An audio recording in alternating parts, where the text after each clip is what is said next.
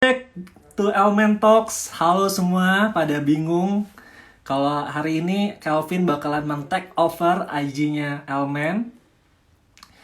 Oke, aku tulis di sini dulu. Hari ini spesial banget. Halo. Halo Niko, apa kabar? Mungkin sambil nunggu juga nih. Aku mau nanya teman-teman nih, teman-teman dari mana aja nih? Ada posisinya? Halo Kauki, halo Judi Monty, halo Ariel. Suara aku aman nggak ya? Terima kasih semua teman-teman yang udah join. Wow. Posisi lagi pada di mana nih teman-teman? Ada yang dari Jakarta, Bandung? Atau ada yang dari Riau? Halo semua. Thank you banget udah join hari ini di live. Mungkin pada bingung kali ini, siapa nih ada di IG, nanti kita kenalan. Oke, ada Dimzeri. Halo teman-teman semua. Boleh dong sharing-sharing lagi online dari mana aja nih? Ada yang dari Jakarta, Bandung? Oke, ini udah mau jam 7. Sebentar lagi kita akan memulai. Tapi sebelum mulai, aku mau ngucapin terima kasih sebesar-besarnya untuk tim Elmen, Pak Mardi, dan teman-teman yang luar biasa banget. Sampai aku bisa punya kesempatan hari ini untuk sharing langsung di Instagram Elmen. Wow. Dan tentunya untuk kalian semua yang udah pada nonton dan juga udah ngedukung acara Elmen, dan khususnya ngedukung aku dengan feedback-feedback yang luar biasa keren. Dan aku juga mau ngucapin thank you banget buat semua pertanyaan yang udah masuk. Dan pas aku lihat, buset nih pertanyaannya dalam-dalam banget dan keren-keren semua. Hopefully hari ini bisa bermanfaat untuk teman-teman juga. Aku udah kumpulin pertanyaan-pertanyaannya, keren-keren semua. Tapi sebelum mulai aku mau disclaimer dulu ya. Ini jawaban aku nanti semuanya itu berdasarkan apa yang pernah aku alamin, apa yang pernah aku pelajarin, dari buku, dari podcast yang aku dengar. Jadi buat teman-teman semoga bisa cocok. Tapi kalau nggak cocok nanti kita diskusi bareng, oke? Well, terima kasih semua yang udah pada join. Mungkin di sini banyak yang bingung kali ya, ini siapa nih yang lagi ngomong. Dan mungkin nggak kelewatan waktu aku live sama Mr. Oki juga. Jadi mungkin aku mau memperkenalkan ulang dan juga menjawab pertanyaan dari @putu_urip_wijaya. Kak, kuliah jurusan apa? Oke, aku perkenalkan ulang, nama aku adalah Lim Selvin. Buat teman-teman boleh manggil aku Kelvin or manggil aku Selvin. Jadi, dan aku cukup dikenal di sosial media itu @kelvinisme.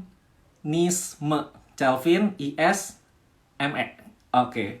Dan background sekarang aku bekerja mengembangkan startup bernama Mau Belajar Apa. Dan juga dan aku bertanggung jawab di konten kreatif. Head of Content Kreatif. Dan background aku menjawab pertanyaan dari Kaputu, aku kuliah jurusan matematika di Universitas Katolik Pariangan. Jadi nih kalau ada yang nanya, jadi Selvin tuh apa sih? Kalau teman-teman ngelihat ini ada buletan nih, isinya data, angka. Terus ada satu buletan lagi, ini isinya gambar kali ya, visual, sesuatu yang enak dilihat, sesuatu yang bisa teman-teman nyanyiin. Nah itu jadiin satu. Nah ini ada tengah-tengahnya nih. Ada tengah-tengahnya, nah itu Kelvin. Jadi aku suka hal-hal yang berbau data, tapi satu sisi aku juga suka sesuatu yang berbau kreatif. Gitu. Ada yang dari Unpar? Teman-teman? Kalau ada yang dari Unpar boleh dong say hi dulu di komen. Oke, ini jadi aku bakalan jawabin pertanyaan-pertanyaan yang udah kekumpul. Tapi buat teman-teman yang biar nggak bosen dan mau nanya juga boleh banget, tinggal klik di kolom Q&A yang ada tanda tanyanya. Nanti kalau ada waktu, aku berusaha untuk jawab. Nah, lanjut ke pertanyaan kedua. Ada dari @pramu.aga. Kalau dilahirkan kembali dalam bentuk tokoh negara, kamu ingin menjadi siapa dan apa alasannya? Wah, menarik banget ya. Kalau boleh ngulang kehidupan, ditanya mau jadi tokoh negara siapa? Sebelum aku jawab, aku mau nanya dulu ke kalian. Kalau kalian boleh dilahirkan kembali, kalian mau dilahirkan jadi tokoh negara apa? Coba ya jawab di komen ya. Nah, kalau aku sendiri, aku mau jadi Steve Jobs. Bukan tokoh negara sih, tapi menurut aku influence-nya itu udah melebihi negara ya. Karena sampai hari ini pun kita masih bisa menikmati hasil karya dari Steve Jobs itu sendiri. Kenapa aku suka Steve Jobs? Karena aku ngikutin bukunya, aku ngikutin filmnya juga. Aku suka banget cara dia punya mengeksekusi sebuah visi yang dia udah punya. Dan yang paling aku suka, dia itu manusia banget. Maksudnya apa sih? Jadi Steve Jobs itu kalau teman-teman nonton filmnya, teman-teman bakal ngeliat gimana Steve Jobs itu bukan orang yang paling jenius nge-coding, tapi dia bisa ketemu sama orang yang jago banget nge-coding dan menginspirasi orang tersebut untuk bergerak bersama dia menuju visi yang sama. Itu buat aku keren banget. Dan yang terakhir aku belajar banget dari dia gimana untuk survive, nggak cuma survive tapi bisa balik lagi dan memenangkan di bagian aspek-aspek kehidupannya. Jadi kan kalau teman-teman nonton filmnya atau ngikutin bukunya, Steve Jobs itu pernah dikeluarin dari perusahaan yang dia buat sendiri. Bayangin teman-teman punya bisnis, dimulai dari nol, dibuat sampai segede-gede-gedenya, dan tiba-tiba pas udah gede, teman-teman dikeluarin dari kantor tersebut. Padahal itu bisnis yang teman-teman buat. Pasti kan susah banget ya untuk kembali lagi, mau berjuang, mau untuk hidup lagi tuh udah susah banget. Tapi Steve Jobs bisa balik lagi, dan bahkan waktu dia kembali lagi, dia jadi orang yang lebih hebat lagi, dan bahkan Apple makin terkenal luas dan hasil karyanya keren-keren semua. Jadi kalau dari aku sendiri untuk menjawab Pramu, semoga menjawab, aku mau jadi Steve Jobs kalau dibolehin. Kalau teman-teman sendiri adakah? Oh, ini udah pada bales nih. Sorry, baru kebuka. Wah, ini banyak banget ya. Oke. Kalau teman-teman nih Lady Bo. Ada yang mau jadi Lady Diana. Wah, seru. Oke, keren. Nah, ada pertanyaan selanjutnya. Itu dari @Haiz. Z-nya 3 ya. Pertanyaannya juga menarik nih. Haiz nanyain, if you had to live your life all over again, lagi-lagi ngomongin kehidupan nih, what part of your life would you change? Jadi kalau kita bisa mengubah salah satu part dari kehidupan kita yang udah pernah terjadi, apa itu? Ini seru ya pertanyaannya ya. Makanya aku bilang waktu aku lihat pertanyaan ini, kenapa pertanyaannya dalam-dalam semua ya. Kalau teman-teman sendiri nih, kalau ada part dari kehidupan teman-teman yang bisa teman-teman rubah, apa yang mau dirubah coba? Mau belajar terus, wah keren nih. Ini gara-gara ada Pak Mardi atau gimana? Oke. Kalau aku sendiri, sebenarnya sejujurnya ya, ini bukannya aku berusaha sok keren atau gimana. Halo Ciayu, aku pengen banget, aku tuh sebenarnya bersyukur banget sama kehidupan yang udah aku lewatin. Mau itu menyakitkan, mau itu menyenangkan, mau itu sesuatu yang sangat rendah di hidup aku, tapi aku bersyukur udah pernah ngelewatin hal tersebut gitu. Jadi kalau ditanya apa yang mau diganti, sebenarnya nggak ada. Tapi kalau harus menjawab pertanyaannya dari Haiz, ya kan Haiz nanya nih, kalau ada boleh nggak, apa sih yang mau diganti? Aku mau ganti salah satu part di hidup aku adalah ketika aku memutuskan untuk menyerahkan mimpi aku sebagai pemain basket. Ini agak personal banget, jadi dari dulu aku tuh suka banget sama basket. Tapi orang tua aku itu kurang mendukung aku di dunia basket atau dunia olahraga.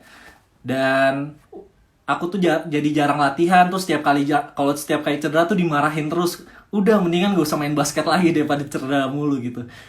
Sampai akhirnya waktu di SMA aku inget banget, aku lagi di bangku cadangin. Dan aku ngeliat tim utamanya itu semua umurnya di bawah aku semua dan jago-jago semua. Di waktu itu ini benar-benar aku ingat banget karena bisa dibilang ini momen keputusan terbesar yang pernah aku buat pertama kalinya dalam hidup. Jadi waktu lagi duduk itu, aku liatin teman-teman aku pada jago-jago semua dan umurnya masih lebih muda daripada aku. Akhirnya aku ngomong ke diri aku, oke, kayaknya ini waktunya gue untuk berhenti. Jadi sejak hari itu aku memutuskan untuk gak megang bola basket sama sekali. Dan itu rasanya gak enak banget. Dan aku lama banget move on dari menyerahkan mimpi itu, ternyata gak enak banget ya. Padahal aku belum nyoba sampai kompetisi yang internasional tuh belum gitu. Bahkan aku belum ngerasain kalah dari kompetisi-kompetisi besar tuh gimana sih. Tapi aku udah mutusin untuk nyerah dulu gitu. Itu aku move onnya lama banget sampai aku aku ngomong ke diri aku sendiri, satu titik waktu aku akhirnya bisa beres dari move on itu waktu aku ngomong ke diri aku di suatu waktu ya. Aku ngomong, Vin, mulai hari ini gak boleh menyerah lagi untuk sesuatu yang aku mau. Akhirnya dari sana aku inget banget aku ngomong, gak pernah ada salahnya kalau kamu mau ngejar sesuatu yang kamu inginkan dalam hidup kamu. Itu aku inget sampai detik ini, dan sampai detik ini pun aku gak berhenti untuk mengejar apa yang selalu aku pengenin gitu, karena satu kalimat itu gitu.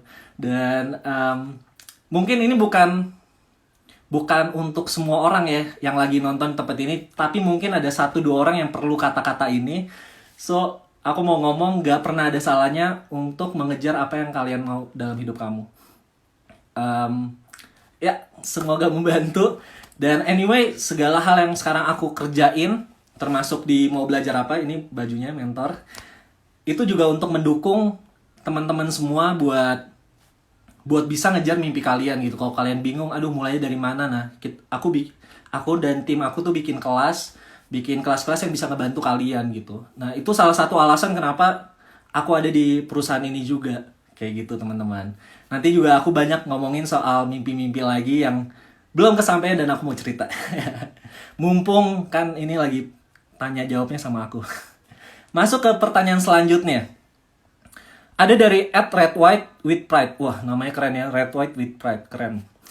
Halo Kelvin, selain gaya hidup sehat, seseorang juga harus memiliki mindset yang sehat juga. Bener banget. Menurut kamu, seperti apa mindset yang sehat itu? Oke, kalau menurut aku nih, mindset yang sehat itu seperti apa? Untuk aku, mindset yang sehat itu mindset yang mau terus bertumbuh. Atau istilahnya growth mindset.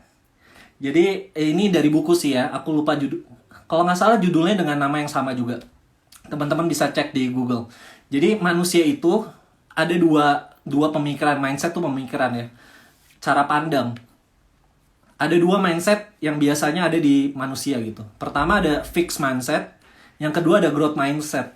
Bedanya apa sih? Kalau fixed mindset tuh udah gitu aja gitu.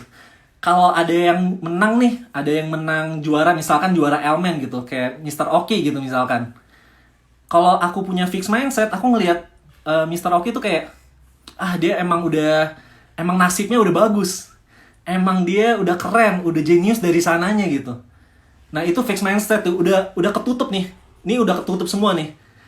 Jadi kalau apapun yang terjadi tuh antara keberuntungan, nasib, dan gak bisa dirubah. Itu fixed mindset tuh. Kalau growth mindset, ketika aku ngelihat Mr. Oki, aku ngelihat kok Oki bisa gitu ya? Oh, aku ngecekin tuh di YouTube-nya cara dia ngomong, cara dia menyampaikan sesuatu. Oh, gini cara dia ngomong. Aku berusaha untuk belajar dari sana. Terus aku lihat kekurangan aku apalagi nih. Oh, kayaknya badan aku kurang nih. Aku akhirnya latihan lebih banyak, intensitasnya aku tambahin, makannya aku benerin. Jadi growth mindset itu nggak pas ngelihat sesuatu bukannya langsung jiper dulu, tapi malah kita ngelihat apa sih yang bisa kita lakukan untuk improve diri kita. Kayak gitu. Jadi kalau ditanya mindset apa yang penting, untuk aku punya growth mindset itu penting. Punya growth mindset itu penting, dan mau untuk terus bertumbuh itu untuk aku sesuatu yang sangat penting. Salah satu value aku adalah terus bertumbuh. Nah, gimana sih, kalau boleh sharing juga ya, gimana sih buat ngelatih si growth mindset itu? Kalau untuk aku sendiri, kalian bisa cari mentor. Ngejual lagi ya. Ya, buat aku mentor itu penting, karena salah satu yang bisa bikin aku kembali untuk serve, bisa ada aku sehari ini, itu karena banyak orang yang percaya sama diri aku. Ada orang-orang yang bahkan mereka tuh lebih percaya dengan visi dan mimpi aku daripada akunya sendiri. kadang aku kalau mikirin suatu, let's say lah ngomongin elemen ya, mumpung lagi di elemen nih. Waktu masuk elemen aku tuh udah ngomong ke PT aku gitu, kayaknya nggak akan masuk sih, kayaknya nggak akan diterima gitu, ngapain aku daftar juga. Cuma PT aku nge-support aku terus dan dia bilang nggak, pasti bisa, kita latihan dulu, lu coba daftar dulu, masalah diterima nggak diterima urusan nanti. Nah, itu kenapa kamu perlu mentor, kenapa kamu perlu coach, kenapa kamu perlu komunitas yang bisa ngebantu kamu. Karena sometimes mereka tuh bisa ngeliat dari sisi yang blind side-nya kamu gitu. Dan mereka bisa nge-support kamu dan bahkan ngasih kekuatan untuk kamu melaju lagi ke depan. Oke? Kayaknya itu aja buat Red White with Pride. Aku simpan buat yang lainnya juga. Ini ada dari @elin.setiawan. Ngomong-ngomong, Elin.setiawan ini keren banget ya. Dia salah satu yang selalu kasih feedback positif, selalu komen. Thank you banget kalau Elin, kamu nonton. Thank you Elin. Sangat berarti banget buat aku. Elin nanya gini, Kok, bagaimana cara Koko keluar dari zona nyaman Koko? Apakah dengan cara mengembangkan skill? Atau cara lain yang membuat Koko bisa keluar dari zona nyaman? Jawaban paling gampang, gimana cara keluar dari zona nyaman ya? Di prank sama kehidupan. Pasti langsung keluar tuh dari zona nyaman. Di prank ya, dari wah santai, wah enak banget ya hidup, settle banget, terus tiba-tiba beb 2020 ada pandemi lah. Mesti mulai lagi dari nol. Ya ketawa aja ya, karena mau gimana lagi, udah terjadi juga. Paling gampang di prank sama kehidupan, tapi kan nggak enak ya kalau kita keluar ngerjain sesuatu karena sesuatu yang gak enak terjadi dalam hidup kita dulu. Nah, kalau menurut aku sih paling gampang buat keluar dari zona nyaman itu bukan segampang sih. Aku analogikan seperti kalau aku tanya ke Elin atau tanya ke teman-teman yang ada di sini. Gimana cara kalian keluar dari rumah kalian? Simpel kan? Gimana kalian keluar dari rumah kalian? Harus gimana kalau mau keluar dari rumah kalian? Jalan kan? Jalan ke pintunya, buka pintunya, terus apa yang dilakukan? Keluar deh dari rumah. Nah, hal yang sama kalau kamu Elin dan juga teman-teman di sini yang nanyain gimana cara keluar dari zona nyaman. Ya kayak gitu. Harus kamunya dulu yang punya niatan diri untuk oke, aku mau keluar. Oke, aku mau ngejar mimpi aku yang mungkin kelihatannya belum seenak bukan pekerjaan ya. Sesuatu yang aku kerjain sekarang. Harus dari kamunya dulu, niat kamu dulu untuk mau keluar dari zona nyaman tersebut gitu. Mau aku ngomong sampai berbusa pun, tapi kalau kamunya nggak mau, ya nggak akan bisa gitu. Dan aku selalu percaya, ada istilah kan ngomong kayak gini, there is a will, there is a way. Dimana ada kemauan, di sana ada jalan. Emang pasti susah. Kalau kamu nanya aku keluar dari zona nyaman, nanti susah dong kok. Mesti nyesuaiin lagi, belum tentu duitnya, belum tentu itu sesuatu yang bisa menghidupi kita. Ya emang iya. Emang pasti susah, emang pasti harus ada yang dikorbanin, harus ada yang dipelajarin lagi. Jadi kalau kamu, Elin khususnya yang nanya, pas nanya, kok ini mendingan aku keluar dari zona nyaman atau enggak? Tapi kalau kamu masih, cuma nanti kayaknya ini deh, gimana kalau gini? Gimana kalau gitu? Nah, mendingan gak usah Elin. Gak semua orang harus keluar dari zona nyamannya. Gak semua orang gitu. Jadi Elin mending gak usah. Tapi kalau dari diri kamu, kok gue tuh pengen banget tau. Gue tuh pengen banget, ini sesuatu yang dari hati gue banget. Lakuin. Karena aku sih gak bisa janjiin ya waktu kamu keluar dari kerjaan atau nanti abis ini semua orang pada keluar dari kerjaan semua. Nggak harus dari kerjaan ya. Maksud aku kan kalau dari di kantor juga kamu bisa nyobain misalkan sesuatu hal yang lebih menantang gitu. Ngomong ke bos kamu, Pak, saya udah bosen banget nih kerja. Saya butuh tantangan. Nah, itu juga bisa gitu ya. Dan dari mana sampai mana nih tadi? Jadi emang belum tentu aku ngomong kayak gini kalian pasti berhasil juga ya. Cuma yang aku tahu selama aku hidup selama 27 tahun ini, Dan sudah aku lewati beberapa hal, mungkin gak sebanyak kayak orang-orang lain.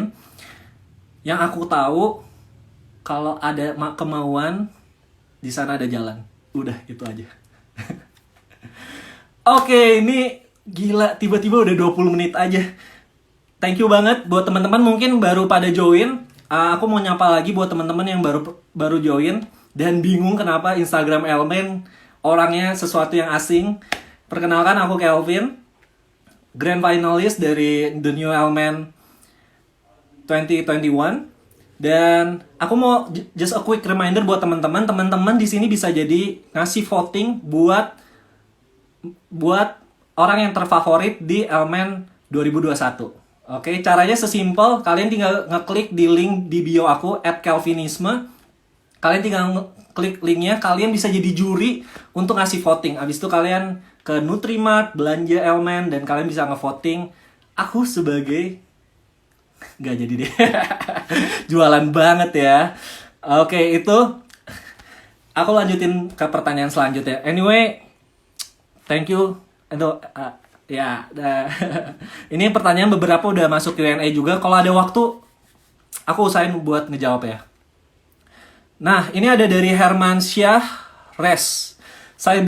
Cyberbullying dan hate speech masih jadi momok menakutkan. Ya, tak hanya di Indonesia, tapi hampir di banyak negara. Jika kamu diberikan kesempatan untuk menangani kedua kasus tersebut, terobosan apa yang mau kamu lakukan? Terobosan yang mau dilakukan. Aku jawabnya pakai ini aja ya. Aku jawab dengan analogi ini dulu ya. Aneh, ada botol nih. Botol nih ya. Ini botol ya. Ini aku nggak mau sulap sih. Jadi, anggap botol ini itu hati manusia ya. Diri kita lah gitu. Waktu aku ngomong bego lu, tolol lu, gak berguna, dia jadi kayak gini nih. Dan mungkin tiba-tiba nih orang ini ternyata anak pejabat. Jadi aku mesti minta maaf gitu ya, klarifikasi. Kalau zaman sekarang minta maaf klarifikasi ya. Nggak menyinggung siapapun. Aku minta maaf gitu ya, udah dimaafin lah. Namanya manusia ya, bisa salah. Lidah nggak bertulang juga kan, apalagi jempol sangat cepat. Akhirnya dia balik lagi nih. Aku mau nanya ke teman-teman nih, dia kan udah balik lagi nih, jadi seperti ini. Aku mau nanya, kalau lihat ini, itu masih bentuknya masih sama kan, masih botol. Masih bisa diisi air nggak? Masih bisa diisi air. Jadi secara fungsi sebenarnya botol ini tetap botol kan.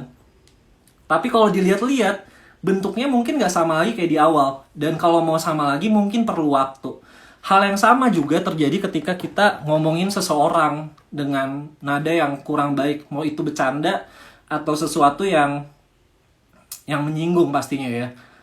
Kadang kata-kata kita tuh mungkin kita gampang aja ngomong, oke, sorry, gue cuma bercanda kok gitu. Gue nggak sengaja. Ya bisa aja gitu. Maksudnya dia tetap botol juga sih anyway. Dia juga pasti bisa maafin omongan kita gitu. Cuma ada hal-hal tertentu yang gak bisa dilupain. Ada hal-hal tertentu kadang gak bisa segampang itu dilupain gitu. Jadi menurut aku, kalau ditanya gimana caranya, sejujurnya caranya itu ya dari diri kita sendiri gitu. Aku tahu beberapa kan ada cyber army ya sebutannya. Kenapa kita nggak jadi cyber army untuk sesuatu hal yang baik juga gitu. Elmen kan sering ngepromosin hal positif tuh. Nah, teman-teman bisa sharing di story. Teman-teman bisa, misalkan ada baca artikel apa, wah keren banget nih artikelnya. Kalian bisa sharing. Jadi jangan sharing hoax. Itu bapak-bapak ya biasa ya. Kirimin di grup-grup WhatsApp. Ya sharing-sharing hal-hal yang lebih baik gitu. Jadi kita nggak perlulah ngelawan mereka, karena ngapain juga dilawan pertama ya. Mereka tuh bisa aja robot gitu. Jadi kalian ngelawan sesuatu yang berbau robot yang nggak ada gunanya gitu. Mendingan daripada kita ngelawan, kita yang jadi ambasador, kita yang jadi juru bicara hal-hal yang berbau positif gitu. Jadi seimbang nih dunia digital kita, nggak cuma yang jelek-jelek doang, tapi ada sesuatu yang bagus dan kita bisa berkontribusi di dalam hal tersebut. Semoga menjawab, Hermansyah. Dan ini pertanyaan selanjutnya ada dari @tiara Dwi Junita. Vin, mau tanya dong. Boleh. Gimana sih cara kamu mengatasi rasa malas kamu dan tetap produktif tiap hari? Kagum banget sama Kelvin yang selalu produktif tiap hari dan memotivasi banyak orang. Nggak juga sih. Nggak juga, beneran. Nggak juga. Aku juga kadang juga suka capek banget, suka nggak mau bangun tidur. Kadang-kadang juga udah, aduh boleh gak sih hari ini lewat aja gitu. Nah, kalau aku sendiri, kalau boleh sharing, aku pakai dua cara gitu, cara memotivasi. Motivasi internal dan motivasi eksternal. Motivasi internal udah pasti dari diri kita sendiri. Kenapa kita mau ngerjain hal itu? Mengapanya itu harus kuat loh. Kenapa sih aku mau sharing gitu di Elemen? Mengapa itu harus kuat gitu? Dari diri kitanya dulu. Yang penting dari diri kitanya dulu.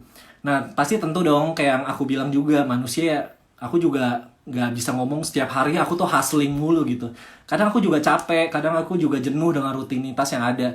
Makanya aku masuk ke motivasi yang kedua, yaitu motivasi eksternal. Motivasi eksternal kalian bisa pakai reward atau kalian bisa pakai fear, ketakutan. Contohnya, kalau aku nggak bangun tidur, performance aku jelek di kerjaan. Kalau nggak performance jelek, aku bisa dipecat. Kalau dipecat, aku bisa nggak dapat gaji. Nah, itu ketakutan aku nggak mau sampai aku nggak dapat gaji. Jadi aku tetap bangun, aku paksain tetap bangun karena aku takut nanti gaji aku dipotong, misalnya. Atau kamu bisa pakai sistem reward.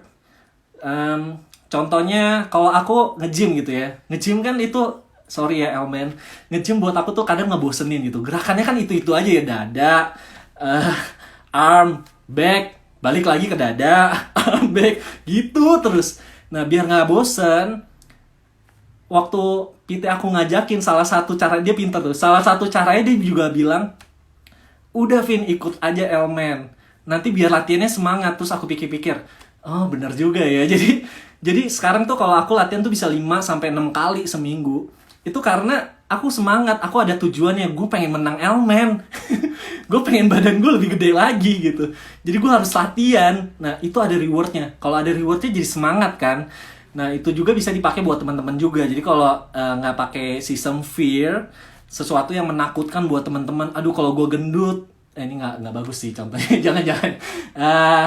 Ya, kerjaan gitu ya. Aduh, nanti kalau gaji gue nggak ada gimana, bla bla bla bla bla. Bisa pakai fear. Atau nggak pakai sistem reward. Tapi rewardnya jangan udah olahraga 1 jam terus makan boba ya. Duh, percuma jadinya.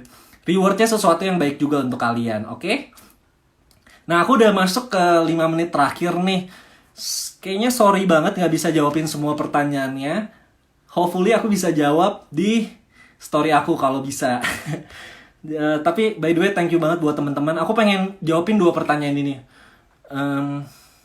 2 pertanyaan ini cukup penting soalnya ngomongin soal pendidikan.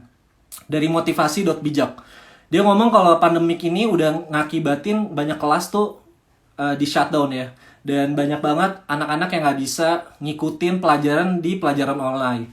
Dan dia nanya, gimana cara aku sebagai head of kreatif di edukasi, platform edukasi, itu bisa membuat virtual learning itu jadi menyenangkan. Nah, aku jawab ini dengan apa ya? Dengan curhatan dari teman-teman aku yang dosen dan teman-teman aku yang guru, dan dia harus ngajar secara online. Guys, mereka capek banget.